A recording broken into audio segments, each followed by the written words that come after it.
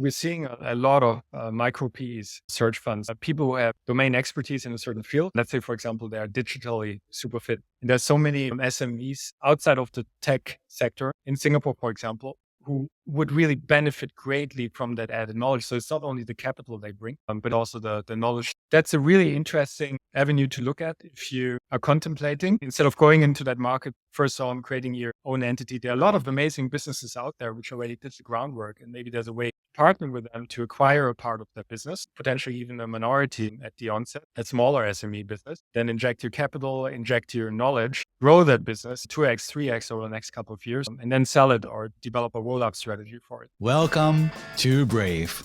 Learn from Southeast Asia's best tech leaders. Build the future, learn from our past, and stay human in between. No BS on success. I'm Jeremy Au, venture capitalist, serial founder, Harvard MBA, science fiction nerd, and dad of 2 daughters. Every week, we debate startup news, interview changemakers, answer listener questions, and share personal insights. Join our movement of over 40,000 members and get transcripts, resources, and community at www.bravesea.com. Stay well and stay brave. You don't want to miss Geeks on a Beach, the unique premier startup conference in the region. Join us from November 13th to 15, 2024 at J Park Island Resort in Mactan, Cebu. This event brings together tech enthusiasts, investors, and entrepreneurs for 3 days of workshops, talks, and networking. Register at geeksonabeach.com and use code BRAVEC for a 45% discount for the first 10 registrations and 35% off for the next ones. Hey, Patrick, really excited to have you on the show. Hi, Jeremy. Thanks a lot for having me. I'm glad we had such an engaging dinner conversation over M&A and everything. I was like, okay, you got to come explain a little bit this to me. Could you share a little bit about yourself, Patrick? Sure. So I'm actually based in Singapore since 17 years already. Started a couple of companies here. I'm German. I actually come from a tiny village in Germany, about 4,000 inhabitants down in the south. But I did my studies, my undergrad. I did my master's in Germany. And then pretty soon after my master's, towards the end of my master's, I was working on my first side hustle or project. This then evolved. And eventually, it is what led me to Singapore. I've been an entrepreneur, I guess, for 20 years of my life, ever since my master's, and 17 years out of that here in Singapore. Yeah. So what were you like as an undergraduate? You did your undergrad, you did your MBA in Germany. What were you like as a person? I was always interested in business and entrepreneurship from a pretty young age, because actually my dad passed away when I was relatively young. I was 13 years old at the time. And it wasn't always as easy for my mom to make ends meet and stuff. So I did paper delivery, I did like all kinds of stuff, summer jobs, etc. So this kind of seed for entrepreneurship, I think, was sown pretty early on. And this then also informed my decision to go towards a business degree in my undergrad and also my master's later on. Could you share about your earlier career choices right after university? Yeah, so that's actually quite interesting, because I've never been gainfully employed. So I never had a full-time job, because I did my bachelor's, then I did 1 or 2 internships, traineeships at Mercedes-Benz in Germany. One of those was actually here in Singapore early on in 2003, this is where I first got to know Singapore. They had an amazing office in Centennial Tower over there. And this is when I first thought, Singapore is an amazing place. And Mercedes was a great company to intern for. So I went back to Germany, completed my bachelor's, and I had this 1 year in between before I did my MBA. And then during my MBA, people asked me, fellow students, friends, how did I end up scoring an internship in Singapore? And this was quite a number of people, and I helped them with contacts and where to employ, which other companies here in Singapore taking foreign interns and so forth. And out of this, an idea evolved. So I created this ebook called Internship in Singapore for Germany first, for German students. And towards the end of my MBA, sales were enough. I mean, it wasn't like amazing money, but it was enough for me not to be forced to take employment straight ahead. So I thought, okay, let's explore this. Let's see where this goes, how big it can grow, how big the market is. So basically, I did the same concept then for China, for India, for like 7, 8 countries around the world. And this then morphed into a internship placement agency. And this then morphed into iHypo. So this is the company which eventually I started with 2 friends. So Arnoud from Holland and Chen King here from Singapore. And this was basically a stepping stone how I came into Singapore 17 years ago. Amazing. And what made you decide to stay? It was just the opportunities over here.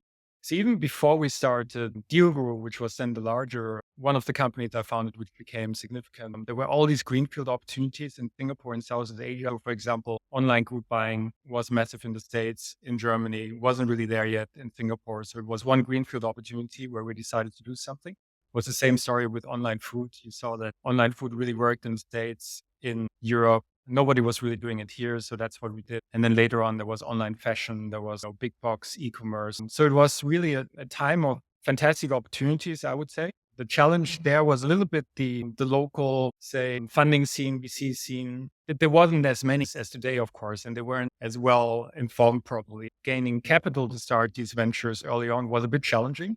But in a nutshell, I think it was a fantastic environment. It still is Singapore to this day, if you compare it to other jurisdictions, how you're supported as an entrepreneur, how the government really supports the whole system. It's quite amazing. And I would recommend anybody to start a company here in Singapore. And other factors, it's an amazing region, right? Also for a personal life, you can travel anywhere within 1 or 2 hours, the nicest places in the world. I like surfing. We go to Bali all the time. But I'm really blessed and super grateful to Singapore, actually. Yeah. And what's interesting is that when you kind of like decided, you also decided to start building and be an entrepreneur rather than, say, joining a German company in Southeast Asia or working at a conglomerate. You decided to be a founder, and your first company was at iHippo. Could you share a bit more about that? Yep, of course. iHypo, so it's short for International High Potential Network. Very long name if you spell it out. But the idea was that we help interns, trainees, young graduates from Europe find opportunities here in Singapore and later on beyond Singapore as well here in Southeast Asia. So we're basically matching the staff with the employers over here. And so it was a marketplace, a job site essentially. And iHype was great because we founded it and we were remote. So 3 co-founders, Arno, my Dutch friend, Shenkin, my Singaporean friend,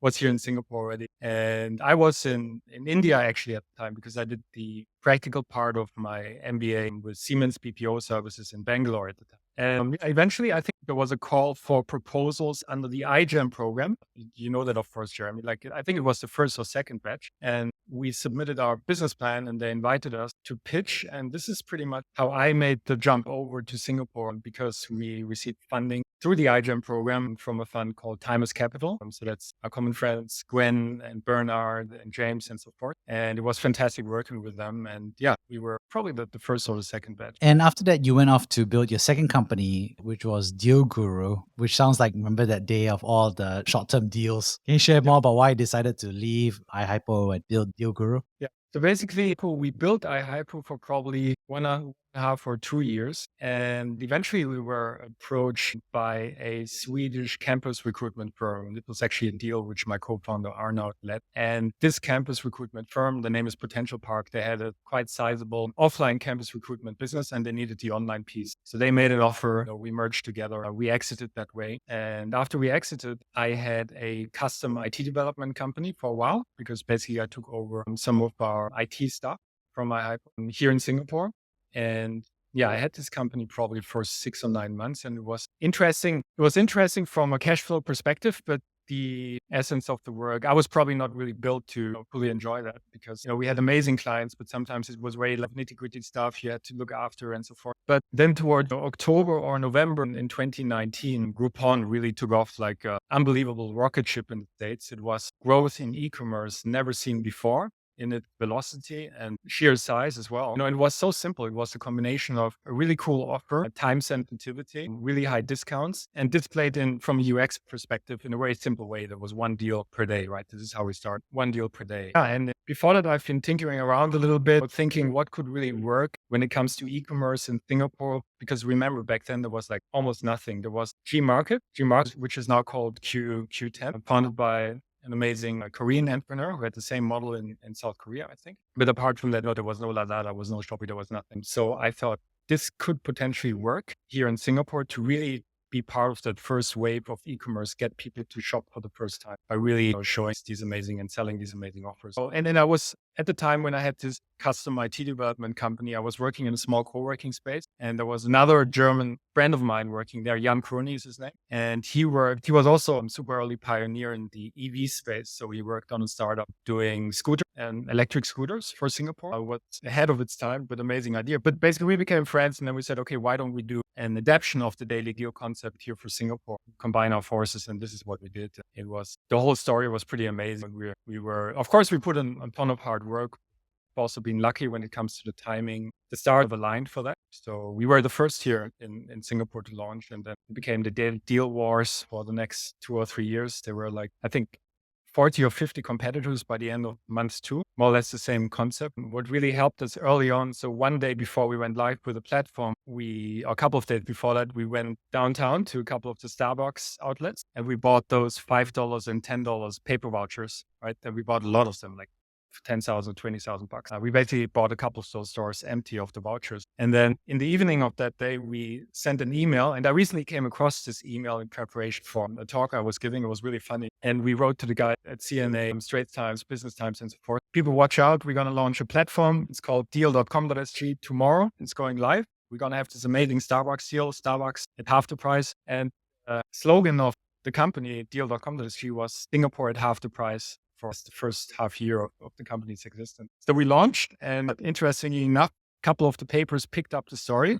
I think it was in CNA as well. And the website crashed a couple of times during the first day, and we sold out. Like the first day deal was like 10,000 or 20,000 bucks, but yeah, we also lost probably half of that money to that. And there were paper vouchers. Our team had to put it in envelopes and send it out to the post office. It was a really fun story, but it created a lot of PR for us. And this PR effect, being seen as the pioneer in that sector, it really helped us a lot, especially in the first 1 year, 1.5 years of doing that business. Because when people thought about daily deals, they always thought about 2 players, and we were one of them. And then there was the B Economic team, so Carl Chong and his brother, amazing entrepreneurs, who then sold to Groupon and did really well. So we always had this fight between Deal and Groupon. And so that's the backstory of that. Yeah. And Deal Guru eventually sold to iBuy for about $34 million, about 1/3 in cash, 2/3 in shares. And then eventually iBuy went off to list on the ASX. Could you share a little bit more about your thinking around that? Yeah, sure. The total journey of Deal Guru from start to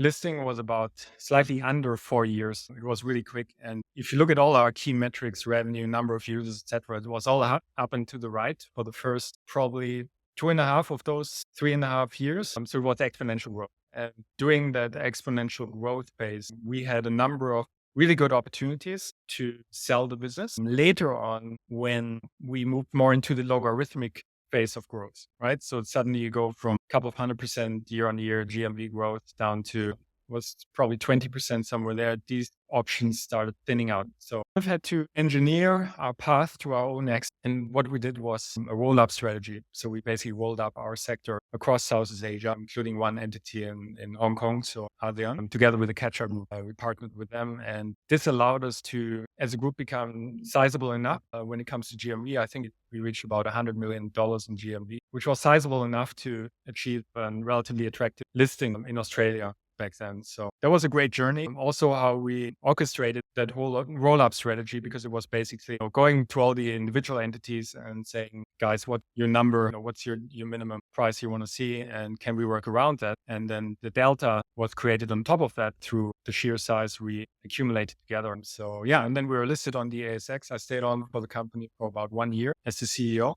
Then I stepped down. At the same time, I co-founded, actually already about 2 years prior to that, a company called Foodrunner. And Foodrunner then also became quite sizable. And yeah, this was similar. We did a similar strategy there. So we also did a roll-up. Eventually, we sold it to Foodpanda in 20. Yeah, I think it was quite interesting because at Deal Guru, you had grown that to over 100 million USD in GMV. And then in parallel, you're running Foodrunner. How did you do or run 2 companies in parallel? Was it like bonkers? Because it's similar-ish in terms of like the rails, in terms of infrastructure, but very different in terms of approach and go-to-market. Yeah, so Foodrunner basically started in 2012, July 2012. So we were at the point then about 2 years into building Deal Guru, and we looked at other greenfield opportunities, big greenfield opportunities in Southeast Asia, and food was one of them. We thought food was extremely successful, online food in the US. And in Europe, it was Just Eat getting a lot of traction, Delivery Hero out of the Rocket universe getting a ton of traction, and people weren't really doing it here in Southeast Asia. So in 2012, we said, okay, let's do this. Let's create a relatively simple website where we connect the restaurants to the customers, and we are in between, and we basically do the deliveries, we do the processing and all that. And I also co-founded this with Jan, my co-founder in deal.com.sg. And it was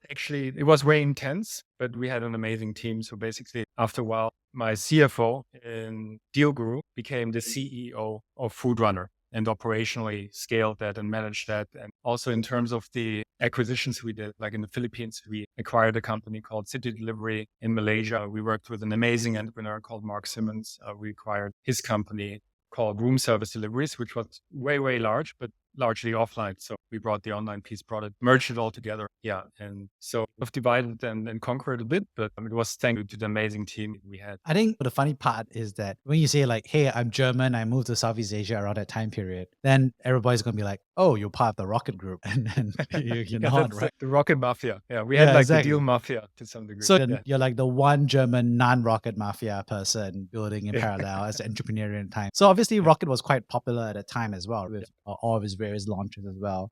So were you taking any cues or points of view with them, etc.? Rocket actually was amazing. And we shouldn't forget they did a lot for the ecosystem, not only in terms of stuff. They helped foster and build up here in the region. We're taking a couple of guys from Germany, from around the world as well. So basically taking the best people in their subject areas and headquartering them here in Singapore for the largest part to conquer the region for the different business models. So I think Rocket was an absolute benefit, and there were a lot of things to learn from their approach. Especially early on, if you build a tech companies, and if you build a tech company, some of the key ingredients you need, like this sheer crazy focus just on build the first iteration out of the door, and this unwilling drive for success, which Oliver Summer at some point he penciled. I don't know if you remember that, but this kind of war declaration, which everybody had signed with their blood, all his global CEOs. That was a bit extreme, but there was also couple of grains of truth in it, or the motivation of people. So I think that was pretty cool. So on our end, we had in Deal and in iBuy, we had a lot of stuff as well. We had 1,000 staff at the end of the day. At the peak of the group, we had 1,000 employees across 6 markets in Southeast Asia. And we also have something, the Deal Mafia, I would call it. So we had a couple of people who went on to start other interesting ventures, like for example, Vadim and Samir, they went on to start GoVabi in Thailand, which is really crushing it. It's amazing. And a few others. Honestly, what good of a birth for the ecosystem as well. Rocket, a couple of other groups. What's interesting is that after that, you took a break and then you were back in Germany, right? So what was happening and what were you thinking about that?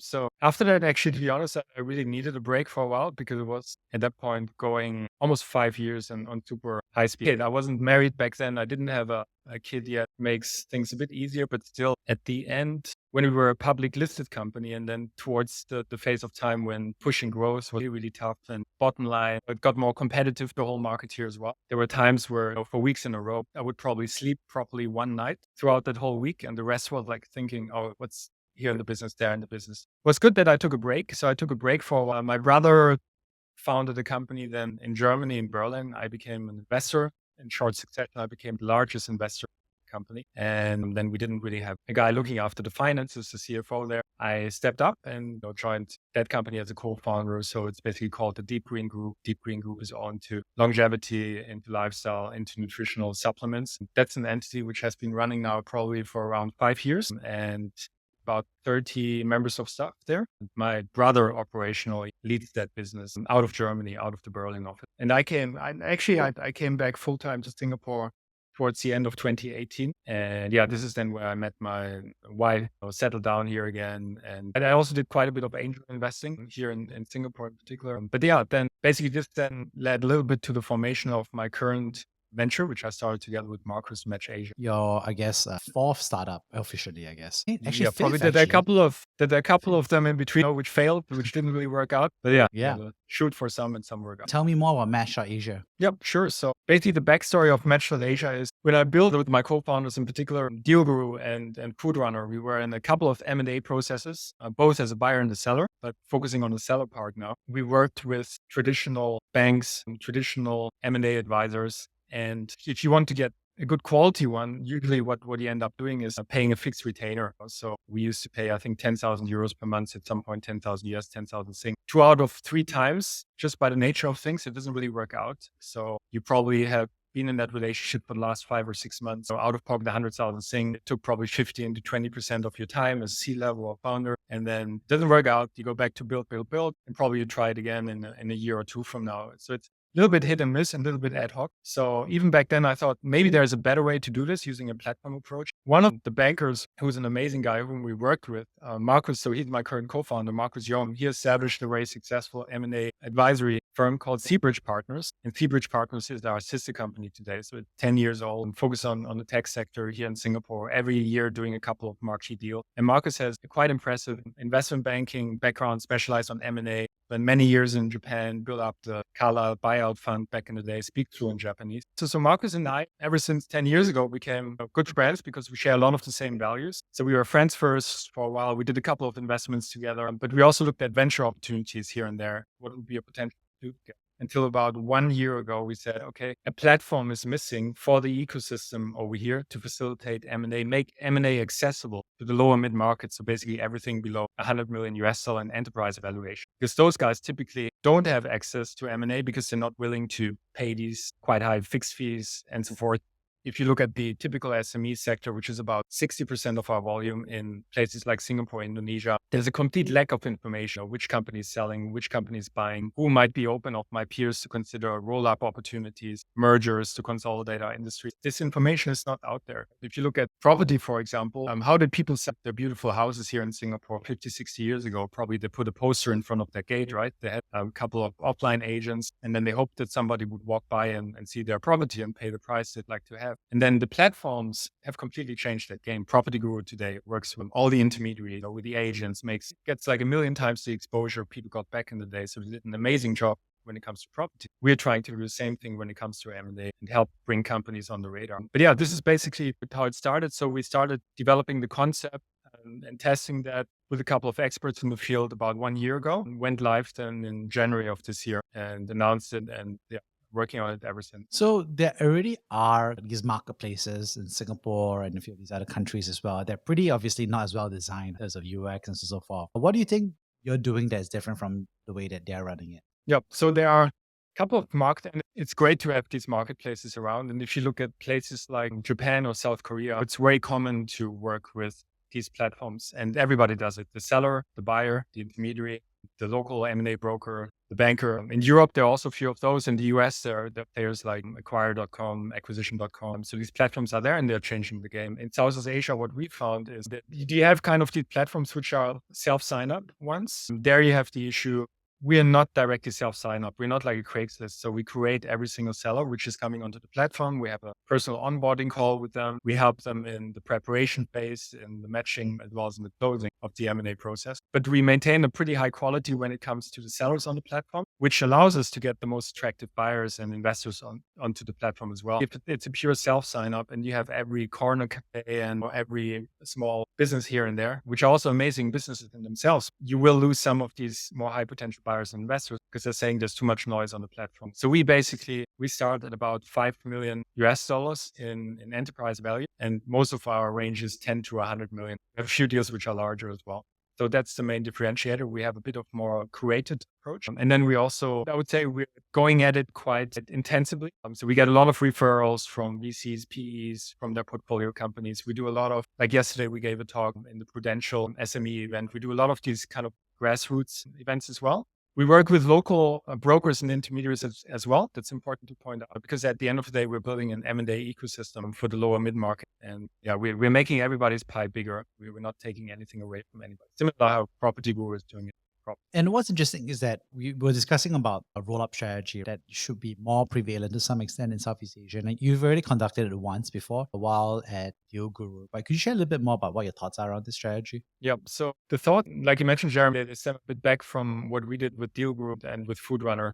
The feedback early on when we were, for example, just based at that point in time in Singapore, or only in Singapore and Malaysia, and we approached large strategics in Europe or in the US, talk about acquisition, they were like, oh, where's Singapore? It's this tiny point on the map. My huge market here is Europe, and it doesn't help me with my board or my shareholders to pitch that I'm acquiring a Singaporean company who might add way little to my overall revenue, because if it's a consumer play, market is limited to 5.5 or 6 million consumers in the example of Singapore. But it's a different story if you're saying, I just acquired the leading player in the online food delivery sector across all of Southeast Asia, because then it's a different story, right? And they can present in a much better way to their board, to their shareholders, why they did this acquisition. And it's a future growth story, right? Because growth is so much faster in this region than in places like North America. And thirdly, it becomes quite defensible then, because if you have one huge market and then other competitors are trying to enter that market, it's like one recipe basically to enter that market. Here in Southeast Asia, you have so many different countries. Every culture is a bit different. Every way of doing business. Some countries really allow for doing largely everything online. In others, you still need to send the local sales rep to the office. But once you mastered that across a couple of countries here in Southeast Asia, it actually becomes very nice and very defensible because it's not so easy to replicate for someone else. What are some of the challenges of doing this? The first big challenge is that people often think I need like 20 or 30 million bucks ready in the bank in order to pursue it, because I need to buy those other entities. In reality, it can be done much smarter. So what we did was we said there's some amount of cash upfront, say for 10, 15% of your business. And then contractually, we secure based on certain KPIs, the group has to hit, but also you have to hit. We secure the path to majority, 51% or more. And then the payouts come sequentially to that. Or in the easiest form, you just agree on a merger. So you build a new holdco and then you merge all the individual entities into that. The holdco typically has one sizable piece in the middle, which is the biggest one in terms of revenue. Usually also it's where founders, leaders of that team step up and become the founders of the combined entity. And then you inject capital, you integrate it a bit. And it's interesting because you earn your upside on the delta by combining these individual pieces. Then later on, if you sell or if you list the combined entity. And there are lots of opportunities in that space. And we see it all the time at Match because we have probably around 250 sellers right now on the platform. And all of those are great sellers and a lot of investors. But we see like, for example, B2B loyalty platform, amazing business in Vietnam. We see one in Singapore. We see one in Malaysia. We see one in Indonesia. And it would make so much sense to combine that, for example, in the framework of a roll-up, leverage synergies, and then grow that as a regional business. So there are a couple of these sectors which are quite interesting to look at for roll-up. Yeah, I think what's interesting is that a lot of folks know that's happening, but they don't know how to compete. And they often think about maybe like the easier way to do it is just to enter the market themselves and compete directly. What's your warning or what's your threshold for saying like, hey, it's actually better to buy to enter rather than to compete and enter? Yep.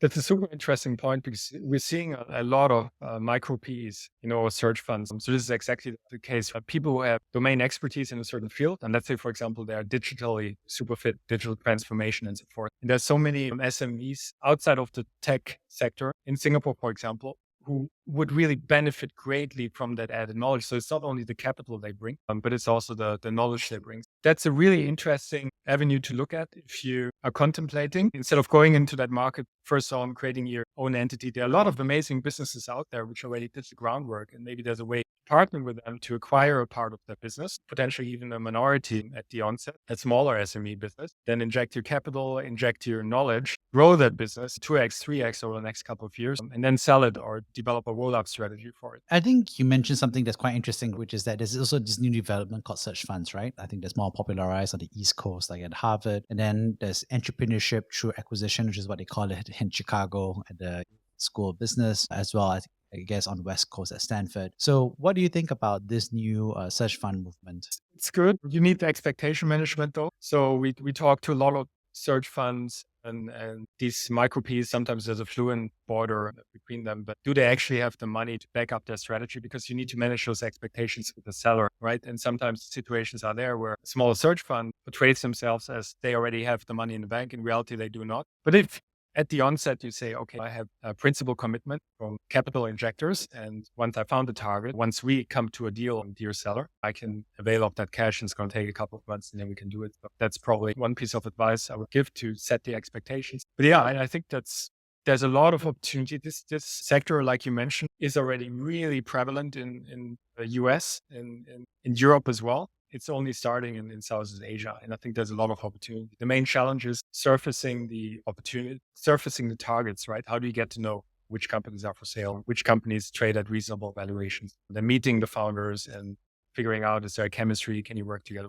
course. Yeah, I think it's really common in America because of like lots of different things, right? One is obviously, first of all, like there's a long history of multiple generations of businesses, right? So there's a set of targets as one. Then two is they obviously have some capital structures to incentivize private equity in terms of like carried interests and exemptions and kind of like, yeah, small business loans program. So the structural liquidity improvements. And of course, the third thing is there's actually a large generation of private equity players, right? So there's like large PE, medium, small. And so there's a set of sellers that if you buy a search fund, you can actually eventually sell it eventually to a larger private equity fund. So I think there's a lot of structural pieces where I've known searchers, search funds, when they're comparing buying in the US versus buying Southeast Asia, they're pretty much like, I'd rather just buy in America, right? Even the lawyers are more experienced. I know who to talk to. The lawyers in Singapore and Southeast Asia don't know how to do a search fund even. Versus I think Southeast Asia, there's like more of these like issues, right? Could you share more about what the Southeast Asia search fund industry looks like from your perspective and what needs to change? We're hoping to be a useful tool of the infrastructure with the platform we're providing. That's the main thing which needs to change. Where do they find deal flow? Where can you find deal flow? If you're a search fund and just starting out, you might be yourself, you have a co-founder, you might have an analyst, a couple of interns. How do you do the research to get a hold of those opportunities? Because you need to look at quite a number of opportunities in order to drill down which is the one I want to go after. Then it's also regional differences. There might be businesses which are more attractive to roll up or sectors which are more attractive to roll up here in Southeast Asia versus Europe or in the States. These opportunities are all out there. I mean, in Singapore, for example, the aircon servicing market, there are like 101 players out there and nobody really came out with the big one consumer brand. And every time we go, we have a great aircon servicing guy, but sometimes you don't find the phone number or somewhere, and then you get advertisements from 20 others providing the same service. And it's a high margin business, I learned recently. There are a lot of guys in that sector operating at 20, 30% EBITDA margin. And then some of them quite sizable as well, a million, 2 million upwards when it comes to revenue. That's a sector, for example. And air conditioning is on the top of everybody in Singapore, right? It's a nice thing when it comes to marketing potential as well. So yeah, there are a couple of these interesting little pockets which are unique in Southeast Asia and which are made for search funds. I'm looking forward to hearing how the air conditioning rollout strategy has been executed by a platform soon then. Could you share about a time that you personally have been brave? Brave in a professional context, I would say. Probably in the early days of Deal Group, deal.com.sg when we launched. So we did this whole Starbucks event, and then basically we were bankrupt probably the week or the first week or the second week after. And personally, probably I had like 20,000 Sing to my name in combined net worth. And I don't really have a rich family to fall back upon and tie me through. And I remember this moment, I was sitting with my co-founder in the hawker center and we were having that coffee and we thought, okay, we got a ton of publicity, amazing, but we are kind of out of cash. And that was a very desperate moment. It was like looking into the abyss because we tried to raise a VC from local funds in Singapore and we made the round. And back then, nobody really believed that e-commerce could work in Singapore. They were all like, oh, there's a shopping mall every 100 meters in the city. Why would anybody ever buy something online? That was like a theme. But then, yeah, we were super grateful for this. We did this PR, an action we did, carried some waves also internationally. So our main investor saw that, their research team saw our company, and then they reached out. And literally, I guess like 1 month or 2 months after launch of the platform, their principal flew down and it was literally almost a napkin deal. We got the funds we needed. They got a great deal when it comes to the size of the equity. But so that was a moment, but that's like I was 29 at the time, I think, and then without family yet. So you can take greater risks for the challenging moment. How did you feel? Because obviously there's a very tough financial situation to be on, right? And a lot of folks had to make a decision either to keep going or to fold, right? And call it a day. How did you think about it? Yeah. I had this somewhat naive belief. And I think naivete is something which is super useful if you're a founder of an early stage startup, right? You get the full set of information. What could go wrong? Why would you ever start something? But I had this naive belief and the vision together with my co-founder Jan that this thing is going to work out. There was just like, we had so much conviction, also the traction we saw on the platform, this thing is going to work out. So let's just tie over another couple of weeks and then something's going to happen, which is going to make business underpin it with some more finances. And this is what happened. But yeah, it was a gamble. It was a quite sizable gamble. But it also keep in mind that the money I had to my name, 20,000 Sing or something, it wasn't like a huge amount of money, right? If I would have really lost it all and then I would have started a job somewhere, it's not like you lose $1 million or something like that. And this was also an interesting thing. Then when you go like from nothing to the first 100,000, it's like a massive difference. And then also mentally, those frameworks, how they change over time. But yeah, basically the story. Yeah. On that note, I'd love to kind of like summarize the 3 big takeaways I got from this conversation. First of all, thank you so much for sharing about your early journey to Singapore from Germany, but also why you decided to be a founder in the early days. I think it's really fascinating to hear about, I think, the early set of decisions that you had to make around being a founder and opportunities that you got to see. Secondly, thank you so much for sharing about your entrepreneurship journey, especially on the deals side. I thought it was fascinating to hear about some of the operating decisions that you had to make around like rolling up different entities, but also the growth side and the stories about how you had to buy Starbucks cards to make this happen, and the publicity, and even how the first deal of cash that you got into the company was a napkin deal. Lastly, thanks so much for sharing about building and founding Match.Asia, about M&A. I thought it was fascinating to hear about how you think about why the market needs this, but also how you see this as different versus the current players. I thought it was fascinating for you to also share your expertise on why more companies should be exploring M&A, either as a way to grow, but also talking about search funds and other possible M&A activity that happen. On that note, thank you so much, Patrick, for sharing. It's been amazing. Thanks a lot, Jeremy. Really enjoyed the conversation. Thank you for listening to Brave. If you enjoyed this episode, please share the podcast with your friends and colleagues. We would also appreciate you leaving a rating or review. Head over to www.bravesea.com for member content, resources, and community.